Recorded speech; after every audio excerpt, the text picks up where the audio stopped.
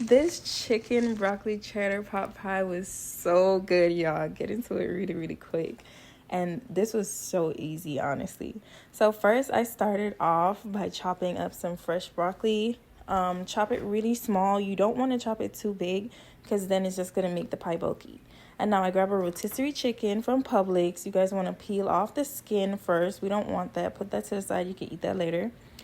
And take out all of the bones and all the cartilage, all of that stuff. You literally just want meat. That's it. That's what you want it to look like right there. You don't have to shred too much. Now I melt some butter inside of my pot and I add some garlic and some onions. Let that cook off till it's fragrant. And then I go ahead and add in my shredded carrots and I let that cook down a little bit. And once that was done, I added in my diced potatoes and I mixed that up for a while. And now I added in my flour and I let the flour cook off for about 5 minutes or so, not too long. And then once that was done, I just added in my chicken stock and I mixed it up really well. Make sure that I got all the clumps of flour out. So once that came up to a simmer, I went ahead and added in my chicken and I mixed it up. Then I went ahead and added in all of my seasonings, just the basics: garlic powder, onion powder, complete seasoning, black pepper, salt to taste. And be careful because we're going to be adding in cheese, so you don't want to salt it too much.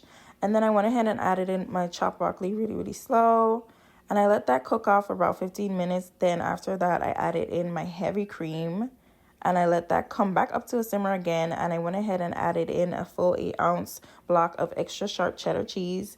Mixed it up, and this is what it looked like. I wanted it to be a little bit thicker because it was going inside of the pie. So I just added some cornstarch slurry. And this is what it looked like once it started to come up to a boil.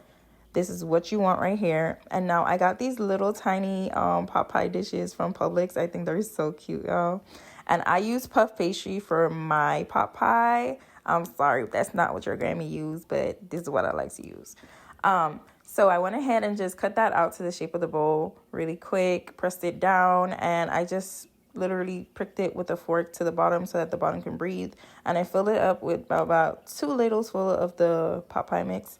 And I just pressed it in really good with my fingers into like the little like grooves right there.